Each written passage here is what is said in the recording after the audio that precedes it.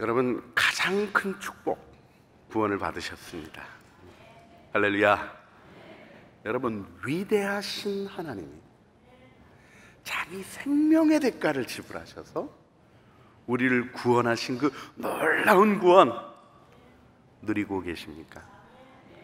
구원은 과거형으로만 표현될 뿐만 아니라 현재형으로도, 그리고 미래형으로 또 주어집니다. 여러분, 우리에게 주어진 놀라운 축복들, 우리가 하나님의 은혜 가운데 말씀 안에서 발견해가고 누리고 또 누리게 되어집니다. 오늘 요셉을 생각하려고 합니다. 우리들이 누리도록 주신 하나님의 축복들의 목록들이 나오는 것 같아요. 여러분, 여행 가면 여러분 어떠신지 모르겠는데 먹는 것 좀 좋아하는 타입들은 맛집 목록을 적어 놓습니다. 그리고 빠짐없이 찾아가서 맛을 보려고 하죠. 이 맛집 목록을 누구 걸 가지고 있는가 하는 게 굉장히 중요한 것 같습니다. 저희는 뭐 딴 데서 구하는 것보다 우리 목사님들이 워낙에 바리스타도 한 분 계시고 이렇게 그 문화적인 부분에 탁월하셔서 제가 어디 갈 때면 우리 목사님 한 분에게 맛집 목록을 달라 그럽니다. 그러면 주신 대로 찾아가면서 먹다 보면 어쩌면 이런 데가 있었나, 내가 한국 살았던 거 맞나 싶을 정도로 아주 즐겁게 해주는 목록이 있습니다. 여러분, 오늘 요셉을 통해서 하나님이 우리에게 주신 아름답고 기쁘게 누리게 하신 축복의 목록들을 우리가 함께 보면서 누리도록 이미 허락된 것, 언약으로 주신 것, 빼앗기지 않게 예수 그리스도라는 은혜의 그릇에, 빼앗길 수 없는 그릇에 담아주신 이 은총을 우리가 마음에 기대하며 함께 말씀을 생각하려고 합니다.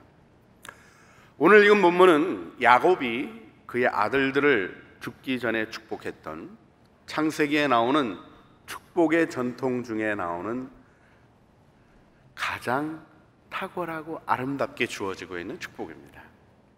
사실 레위와 시므온은 복을 받은 건지 저주를 받은 건지 잘 모르겠습니다. 흩어지리로다 이렇게 했는데, 사실 시므온은 지파 자체가 금방 없어져 버리게 됩니다. 그런데 레위는 자기 조상이 자신들의 죄 때문에, 자기의 조상 레위의 죄 때문에 흩어지라고 하신 말씀을 따라서 도피성으로 42개 성읍으로 흩어져 오히려 축복이 되었던 것을 보게 되죠. 여러분, 여러분에게 주어지는 하나님의 말씀이 때로는 힘들고 어렵게 느껴진다 할지라도 그 말씀에 살 길이 있고 그 말씀에 영광이 있는 것을 믿는 은혜의 공동체에 와서 말씀 전하게 되는 것을 참 기쁘게 생각합니다. 이 단에서 하나님의 생명의 말씀이 증거되기에 단에 서는 것 자체로 제 마음에 감격과 은혜가 있는 것을 고백합니다. 창세기는 네 사건 네 인물로 요약되죠. 창조, 타락, 홍수, 바벨의 네 사건을 통해서 인류가 하나님의 사랑 속에 비록 타락해가고 비참해가고, 아니 그 죄악이 점점 강성해 간다 할지라도 하나님의 사랑은 얼마나 더 위대하게 펼쳐져 있는가, 펼쳐지시는가 증언하고 있는 네 사건에 대한 이야기에 이어서 네 인물 아브라함, 이삭, 야곱, 그리고 요셉 이야기로 구성되어 있습니다. 창세기는 그 톨레도트라는 우리 그 족보라고 얘기해야 되겠지만 이야기의 형태로 10가지 족보 얘기가 나오는데, 이 족보 얘기들 속에 하나님께서 땅의 내력이라고 표현된 말로부터 시작해서 이제 믿음의 조상들의 얘기로 오며, 아브라함과 이삭과 야곱을 우리가 믿음의 조상이라고 얘기하는데 그 믿음의 조상들의 삶의 결론이라고 얘기할 수 있는 요셉의 그림을 우리가 오늘 함께 마음에 보고자 합니다. 여러분, 우리 하나님께서 믿음의 조상들을 축복하신 이 일 속에 요셉은 샘 곁에 가지로 축복을 받습니다. 그리고 창세기 39장을 보면 요셉에게 나오는 표현이 형통한 자예요. 여러분, 형통하십니까? 주일 예배를 경건하게 드려야 되는 거라고 저도 생각합니다. 할렐루야. 그런데 부흥 강사로 왔으니까 조금은 도와주세요.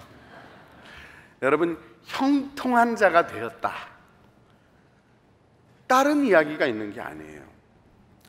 여호와께서 그와 함께 하시니. 여러분, 누구와 함께 걸어가고 계신지 아십니까? 여러분의 심령 안에 내가 마음의 문을 열었을 때 도대체 누가 들어와 계신지 의식합니까? 우리는 형통한 자로 축복받은 것입니다. 하지만 우리의 마음의 경험은 내가 과연 형통한가 싶은 어려움들을 겪습니다. 물론 이 얼바인에 사시면서 우리 베델교회 나오시는 성도님들은 그저 얼굴만 뵈도 참 귀하시더라고요. 제가 이렇게 춘추를 연세를 알아맞히는 거를 거의 다 실패했습니다. 보통은 실패해도 한 10년 정도 실패하는데 여기 와서는 20년째 실패하고 있는, 나 이렇게까지 해본 적은 없는데 또 마침 또 사진, 제 사진도 제가 살 쫙 뺐을 때 사진이 올라가 있어서 저도 착각하셨다 해서 할 말도 못했습니다. 그런데요, 여러분 복을 누리시죠? 제가 귀한 분들과 함께 하나님의 은혜 가운데 식탁의 교제를 나누면서 어쩌면 마음에 감사가 있는 것을 봐요. 이게 솟아나는 감사가 있어요. 집에 가서 앉아있는데 얼마나 감사한지 이런 표현들을 하시는 것, 그 마음의 진실로 들려지는 행복한 이야기들이 있습니다. 그러면 고민은 없으실까요? 그럼 어려움은 없으실까요? 제가 분당에 살고 있습니다. 어쩌다가 그렇게 소문이 났는지 모르지만 천당 밑에 분당이라고 얘기를 하더라고요. 그래서 제가 진실을 꼭 말해드립니다. 천당이 아닌 곳은 다 지옥입니다. 여러분, 여기가 전부가 아닙니다. 우리 주님이 우리 영혼에 심어놓으신 영원한 그 나라의 영광을 도대체 무엇에 비유할 수 있겠습니까? 하늘나라의 능력이 우리에게 주어져서 그 하늘나라의 비전, 그 하늘나라의 소망은 여기서 하나님의 왕권 통치가 출발되게 하십니다. 하나님의 통치 아래 우리가 있으면서 하나님 나라의 영광을 누리게 하시는 것입니다. 그러나 아직 다시 오시지 않으셨습니다. 우리가 살아가는 이 땅에는 환난이 있는 거예요. 고통이 있는 것입니다. 여기를 천국처럼 오해하면 안 됩니다. 이곳에는 우리를 향한 사단의 공격이 있고 우리를 유혹하는 사단의 유혹이 있습니다. 사단이 뿔 달고 창 들고 나타나지 않습니다. 예쁘게 화장하고 나타납니다. 언제 다가왔는지 모르게 은근히 와서는 우리의 마음을 점점 어둡게 하고 우리를 유혹합니다. 어떠십니까? 오늘 하나님이 주시는 놀라운 축복들이 다 여러분에게 예수 그리스도의 이름으로 확실히 보장되어 있습니다. 할렐루야! 그런데 이런 얘기를 들을 때요, 난 아닐지 몰라, 이런 마음의 공격이 있을 때가 있습니다. 야, 일주일 동안 살았던 네 모습 한번 생각해봐라. 그저 세상에 푹 빠져가지고 있다가 주일날 와서 감격스러운 예배 가운데 찬양 드리면서 예배 드리면서 너 착각하는 거지, 넌 아니야.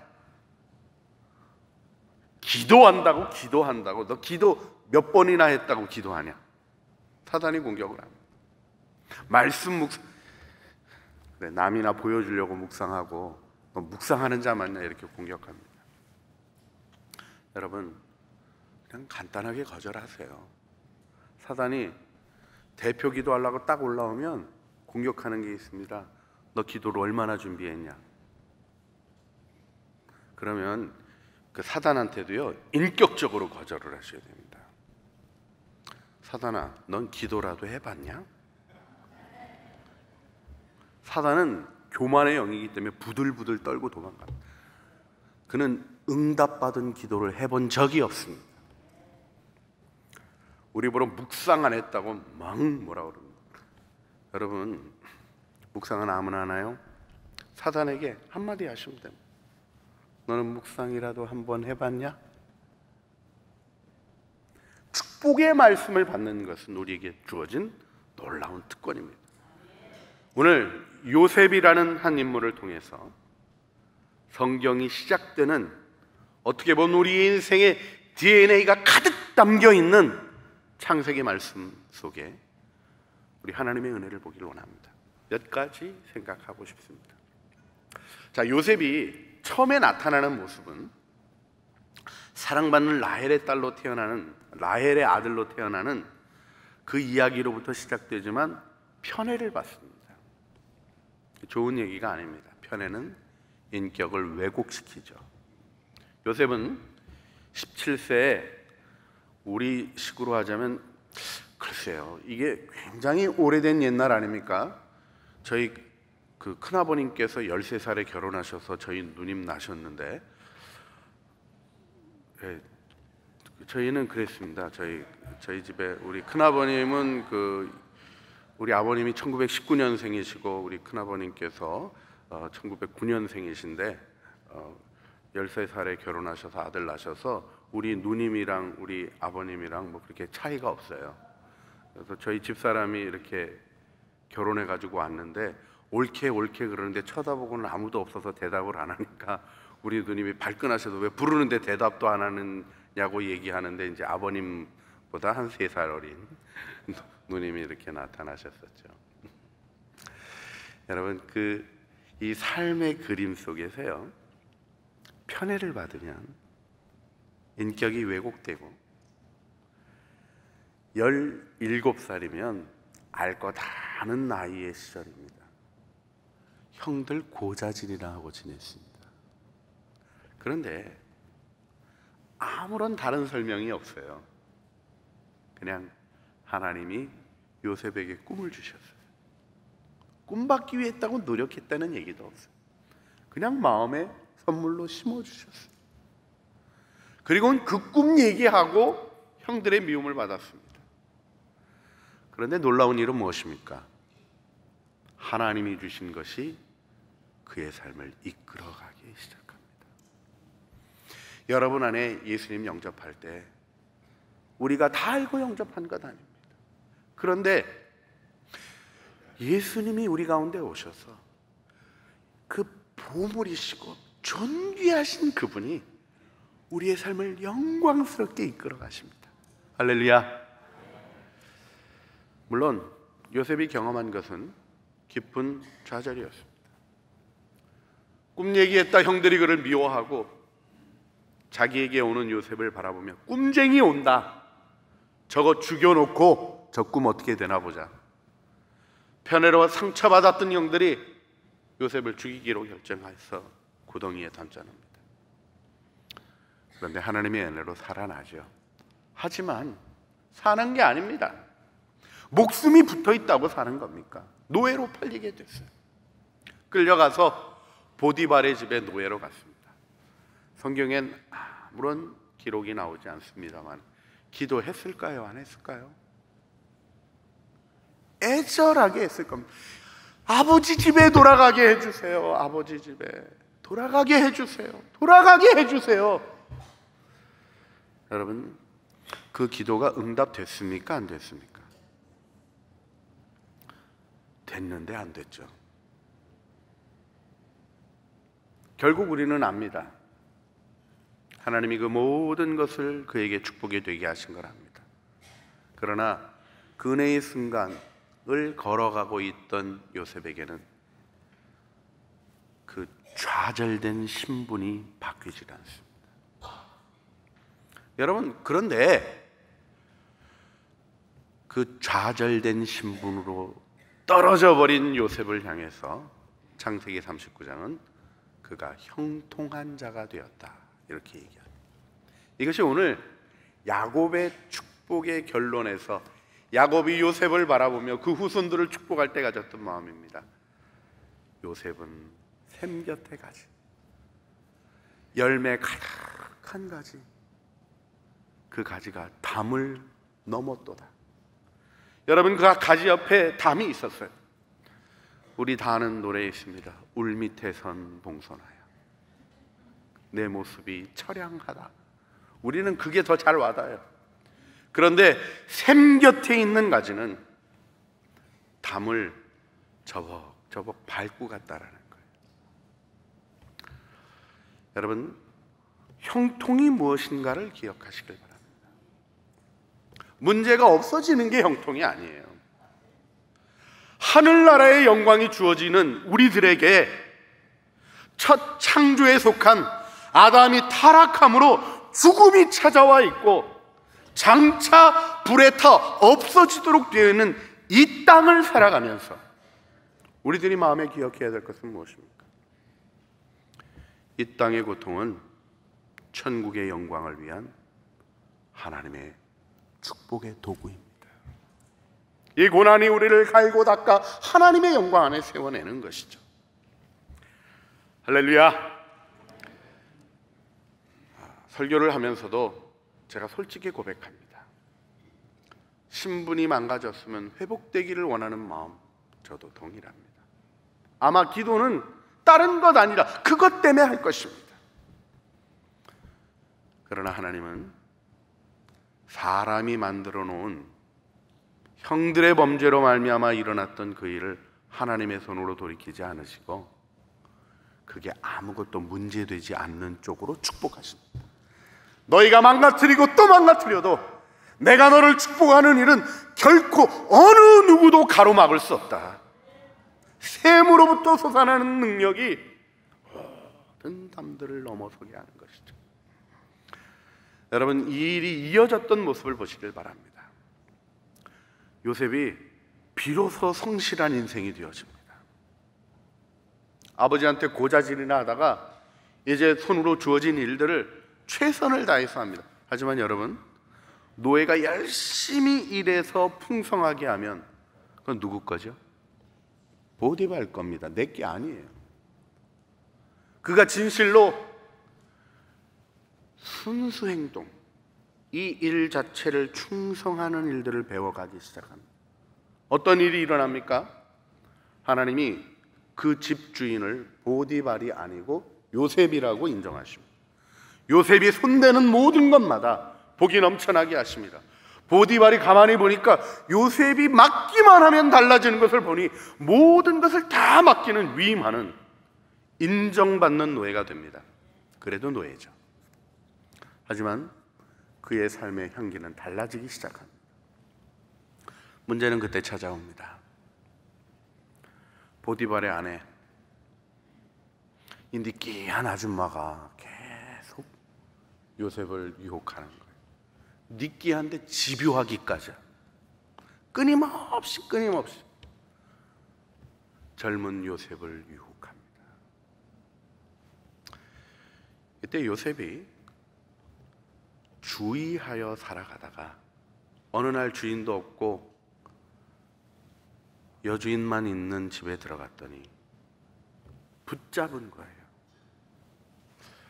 저는 그 장면에서 요셉이 조금 더 멋있게 해야 되지 않을까 하는 생각을 했던 적이 있습니다. 옷을 딱 붙잡으면 딱 돌아서서 여인이여 음욕을 버리라. 우리 오늘 당신 죽어서 천국문에 이르렀는데 하나님이 당신에게 내 천국에 들어보내야 될 이유가 뭐냐고 하면 뭐라고 대답하시겠습니까? 이 전도 폭발 들어갔어야 될 것 같은데 요셉이 옷을 벗어버리고 도망을 가네요. 근데요, 그때 여러분 창세기 39장을 말씀을 잘 읽어보시면 재밌는 표현이 하나가 나와요. 내가 어떻게 하나님 앞에 범죄하겠습니까? 하는 얘기예요.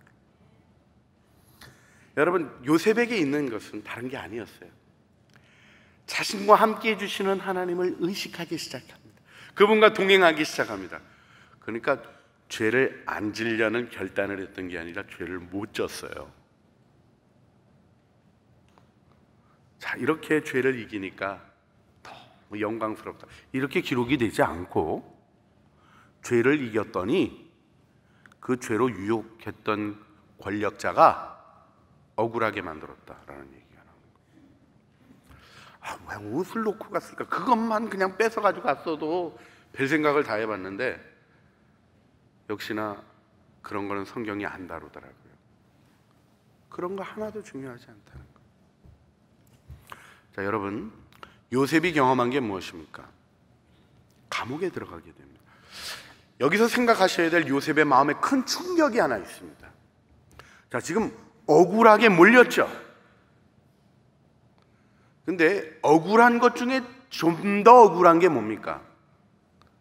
진실을 알고 있는 자가 배신하는 겁니다. 요셉은 보디발의 배신을 경험합니다. 여러분, 옛날에 노예가 안주인을 건드리면 감옥을 보내겠습니까? 죽이겠습니까? 우리 감으로도 너무 정확해요. 죽이는 겁니다. 근데 보디발이 어디다 집어넣습니까? 자기 집에 시위 대장으로 이 바로에게 반란을 도모하는 자들, 요즘 식으로 얘기하면 정치범들 갖다 넣는 자기 집에 있는 자기 관할의 감옥에 요셉을 넣었어요. 자기 부인도 시위 대장이랑 결혼할 정도면 이제 좀 감이 잡히십니까? 장인 생각이 나는 거죠. 이 일 불거져 가지고 아내가 난리치면 정치적으로 가질 어려움들이 느껴졌을지 모르겠어요. 그래서 노예 네가 당해라. 그리고 그를 감옥에 집어넣은 거예요. 이 감옥이 참 답답합니다. 언제 나올지 결정된 게 없는 거예요. 자, 요셉이 감옥에서 꺼내달라고 기도했을까요? 안 했을까요?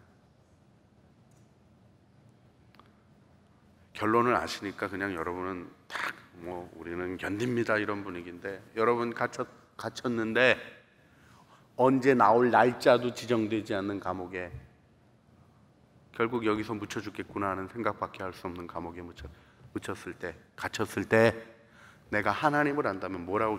하나님, 감옥문이 열리게 해주세요. 무너지게 해주세요. 기도하지 않겠습니까? 베드로의 얘기라도 기억하면 다 열렸었는데 나오게 해주세요. 이러지 않겠습니까? 요셉은 감옥에서 나옵니까? 못 나옵니까? 나오죠, 결국은. 근데 하나도 못 나오죠. 여러분, 여기서 또 한 번 표현이 등장합니다. 여호와께서 요셉과 함께 하신, 그에게 인자를 더하사. 우리가 더 큰 고통의 나락으로 떨어질 때 하나님은 그래 탁 건져주시면 간단할 것 같은데 은혜를 더하시고 그 자리에 함께 하십니다. 우리의 망가진 자리에, 우리의 답답한 자리에, 우리의 숨 막히는 자리에, 배신으로 부들부들 떨 수밖에 없는 그 어둠의 자리에 주님이 함께 하십니다. 그래서 모든 업무가 요셉의 손으로 넘어오기 시작합니다. 간수장에게 은혜를 있게 하시고 감옥이 굉장히 좋아지기 시작합니다. 여러분, 아브라함에게 하셨던 하나님의 약속이 무엇입니까? 너로 말미암아 모든 민족이 복을 받게 될 것이다 하는 그 말씀을 감옥에서도 그냥 시행하시는 거예요. 무엇도 막을 수 없게 하나님은 하나님의 일을 펼치십니다. 그가 꿈 해석을 하는 장면을 기억해 보시길 바랍니다. 바로의 두 신하가 들어왔어요. 근데 이 사람들이 굉장히 고위간직입니다. 너무 잘 하시는 얘기지만 다시 한번 이게 어떤 일이었나를 마음에 기억해 보시길 바랍니다. 여러분, 놀라운 것은 보디발이 중요한 죄수를 요셉의 손에 맡겼다는 겁니다. 여기서 하나 우리가 보게 되는 게 있죠. 지금 요셉 입장에서는 자기를 억울하게 한 보디발의 아내도 그렇지만 자기의 무죄함을 알면서도 감옥에 집어넣은 보디발이 그렇게 곱게 보였을까요? 그런데 여러분, 요셉이 만약에 소위 우리 애들 표현대로 도끼는 뜨고 요셉이 보디발을 쳐다봤으면 주요 죄수를 맡기겠습니까? 안 맡기겠습니까? 저 나한테 원수 갚지 싶으면 못 맡기는 거예요. 아마 제 느낌에는 보디발을 바라보는 요셉의 눈빛이 하나님의 은혜를, 하나님의 인자하심을 얻고 나니까 아내 때문에 힘드시죠? 이랬던 것 같아요. 저는 아직 그 수준까지는 못 가서 기도를 열심히 합니다만은 그렇게 되는 은혜가 그에게 있었던 것 같아요. 그러니 그 중요한 죄수, 곧 다시 풀리면 자기 권력의 구조 속에 중요한 영향을 끼칠 수 있는 사람들을 누가 제일 잘할 수 있을까 생각하고 요셉에게 맡기는 거죠. 자, 요셉이 그 꿈 해석을 해주는데, 여러분 이 장면도 너무 재밌잖아요. 요셉이 왜 어려움이 생겼습니까? 꿈 얘기했다 그런 거예요. 저 같으면 그러겠어요. 꿈 얘기, 꿈 기억자, 쌍기억자 꺼내지도 마라. 내가 꿈 얘기했다, 이렇게 인생 망했다, 이럴 것 같은데 요셉은 꿈의 전문가가 돼 있어요. 꿈을 들으면 꿈을 풀어줄 수 있는 거예요. 그래서 한 사람 죽고 한 사람 사는 이야기를 해주고 술 맡은 관원장에게 간곡하게 부탁합니다. 나는 여기 와 있을 사람이 아닙니다.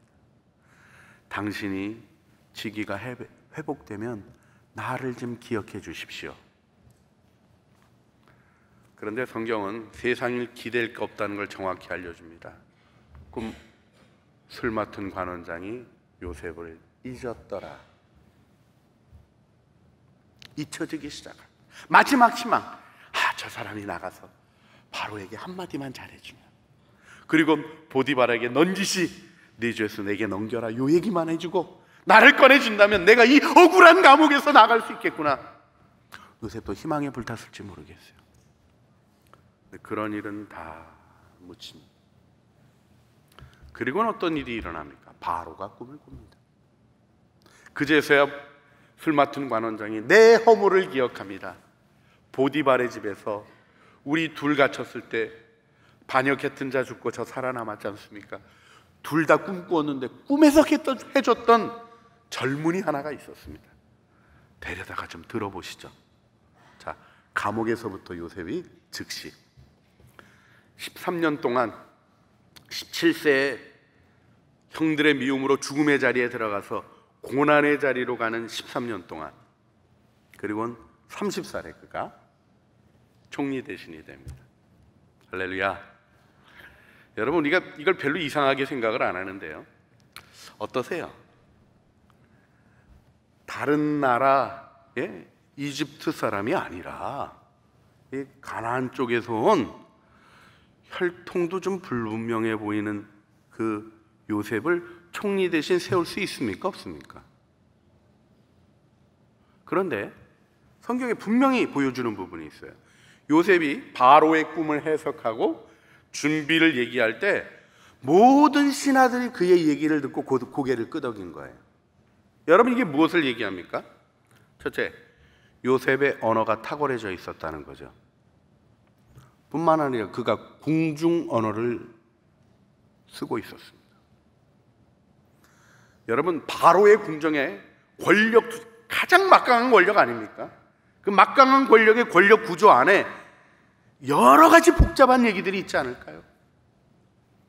요셉이 그걸 다 파악하고 있는 거죠. 어디서요? 정치범 감옥에서. 그가 좌절로 떨어진 곳, 그가 인생에 아무런 것도 바라볼 수 없, 숨조차 쉴 수 없었던 그곳이 바로 하나님이 애굽 총리 대신 MBA 과정으로 준비하셨던 거죠. 그가 자격 없는데 되어졌다고 성경이 얘기 안 하는 거예요. 그는 이미 애굽을 통치할 수 있는 모든 지식을, 언어를, 그리고 이해를, 능력을 구비하고 있었던 것입니다. 이것이 하나님의 형통 이야기입니다. 여러분, 담장이 문제가 아니라 주님이 동행하시면, 감옥이 문제가 아니라 주님이 동행하시면, 인생의 배신이 문제가 아니라 주님이 동행하시면 우리는 그 모든 것들을 넘어또다라는 히브리어가요, 저벅저벅 밟고 갔다는 거예요. 하나님의 영광 안에 우리가 서게 될 줄 믿습니다. 그런데 요셉의 영광은 여기서 끝나지 않습니다. 형들을 용서합니다. 형들이 와서 고개 숙이고 있을 때 꿈을 기억했다라는 말씀이 성경에 기록되어 있습니다. 어떤 분들은 그러시더라고요. 요셉이 꿈을 받아가지고 그 꿈을 위해서 인생의 계획을 세우고, 그런 얘기는 안 써 있습니다. 그냥 꿈이 그를 끌고 간 건데, 요셉이 중요한 순간에 하나님이 주셨던 마음을 기억하는 거죠. 그리고는 아버지 얼마나 보고 싶었겠습니까? 요셉이 권력의 자리에 앉았을 때 사람 보내서 아버지 데려올 힘이 없었을까요? 그는 자기에게 주어진 일을 충성되이 하다가 형들을 보면 아버지 빨리 데려오세요 이렇게 할 수 있을 텐데, 그 형들의 마음과 영혼의 문제를 다루는 존귀한 자리로 올라가 있게 됩니다. 자, 우리 말씀을 정리하고 싶습니다. 창세기는 빛이 있으라 하는 아주 환한 얘기로 시작하는데, 맨 마지막은 요셉이 죽어 빛으로부터 차단되어 관으로 들어가 있는 얘기로 끝납니다. 그런데 요셉은, 하나님이 함께하는 요셉은 인간의 타락이 가져온 모든 비극에도 불구하고 자기의 죽음이 다른 것이 되게 합니다. 그는 장래 문화가 가장 찬란하고 가장 현란하고 가장 탁월했던 애굽에서 자기를 미이라로 만들게 하고 장래를 중지시킵니다. 자기의 가족들에게 이야기합니다. 하나님이 반드시 너희를 권고하시리니 내 뼈를 메고 약속의 땅으로 올라가라. 그는 그의 죽음이 약속을 향한, 하나님의 약속의 땅을 향한 화살표가 되게 한 것입니다. 오늘 우리가 하나님의 은혜를 바라보길 원합니다. 여러분, 하나님의 은혜는 여러분 때에 머무는 게 아니에요. 아브라함의 복이 이삭에게 더 성장해요. 아브라함이 죽고 나서 하나님이 그 복을 이삭에게 주셨다고 성경이 기록해주고 있습니다. 그 복이 야곱에게, 야곱의 축복이 요셉에게, 요셉은 자기의 죽음 속에서 오히려 출애굽의 순간을 마음에 두며 너희들 꼭 떠나야 한다. 우리가 갈 곳은 그 나라, 하나님이 약속으로 주신 그 나라라고 자기의 시신이 화살표가 되게 한 영광을 누렸습니다. 오늘 우리 함께 주님 바라보고 기도하고 싶습니다. 눈을 감고 주님을 마음에 그려보시길 바랍니다. 때로는 담 때문에 주님이 안 보인다고 담그늘에 우리가 한탄하기도 합니다. 감옥의 창살에 내 모든 것은 없어졌다고 그것 때문에 어려워하기도 합니다. 하지만 주님은 우리를 사랑 안에 붙드시고 생명이 있는 나무는 샘이 있으면 무한히 자라가듯이 우리로 하나님의 뜻을 펼쳐 서게 하십니다. 그 영광 안에 우리에게 주신 누림의 목록들을 마음에 기억하며 주님을 굳게 믿는, 하나님의 동행을 굳게 믿는 믿음을 우리에게 세워주시도록 마음을 주님께 드려 주님을 바라보시길 바랍니다.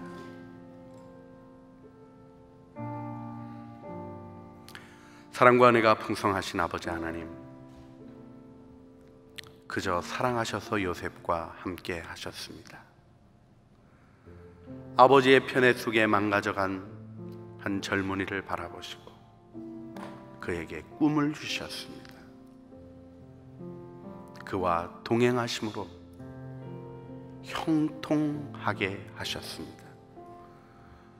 예수님, 우리에게 오심을 감사합니다. 주님, 만유의 주께서 내 안에 계시기, 내가 마땅히 누리도록 허락받은 일들을 잃어버리지 않게 하여 주시고, 이 누림이 만나는 모든 자에게 축복이 되게 하실 뿐 아니라 근동의 기근의 죽음으로부터 모든 사람을 건져내는 하나님의 역사의 도구로 쓰임받게 하실 뿐 아니라 영원한 나라를 바라보게 하는 명확한 화살표로 살아가는 믿음의 길을 걷게 하여 주시옵소서. 예수 그리스도의 이름으로 기도드리옵나이다.